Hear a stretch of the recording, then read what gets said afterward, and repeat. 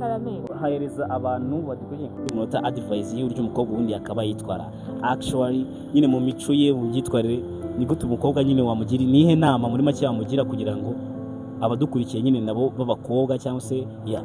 bamenye ibyo bitwara yese uburyo bwawe bwose mu byo utekereje wowe tubwiye nta kibazo nyine nshaka kubagira inama n'ibyo pe ariko nshaka kumenya inama bagira mu okay wenda mu rukundo relationship uburyo ari kumwe n'umuntu wese yitware gutya bikore gutya mu rukundo uko akwiriye kwitwara nk'umwana w'umukobwa ntabwo wabona ibyo uvuga oya nyine mu gihe wowe utekereje kubikora utekereza iki gutekereza kujya muri relationship nzashyira kuri YouTube nzabishyira okay noneho ngaha reka mubaze ikibazo wumva nk'umuntu nyine mukundana uburyo wamwitwaraho uburyo ukeka ko umuntu ashobora kuba yifuzamo umuntu bakundana nk'umujene ubutekereza ko yaba atekereza gute mu buryo umukobwa yaba agomba kwitwara ku muntu nyine ashobora kuba akundana nawe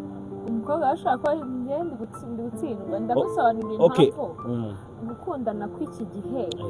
abenshi tubyita ko ari scam nta rukundo rukibaho urukundo rwari kera ubu ngubu nyine mfite icyo ngukurikiye kugira ngo mukunde ufite icyo nkurikiraho sinzi rero ndagira inama mpereye kuki ndakugira inama se ngo mukunde ntabyo afite mukunda bifite sinzi urukundo uje kuvuga wowe ubitekereza ute ukunda umuntu agize icyo afite cyangwa atagifite yangera ukuntu mbyumva ubundi urukundo ntirugira ikigero runaka ngo ndamukunze kuba afite ibindi muri iki gihe niko bimeze ariko njye numva urukundo rwa nyarwo muri iki gihe nyine wakunda umuntu ntacyo ushingiyeho icyambere ugashora urukundo ukazunguka inyungu nyinshi muri urwo rukundo gusa ariko umukunda njye niko mbyumva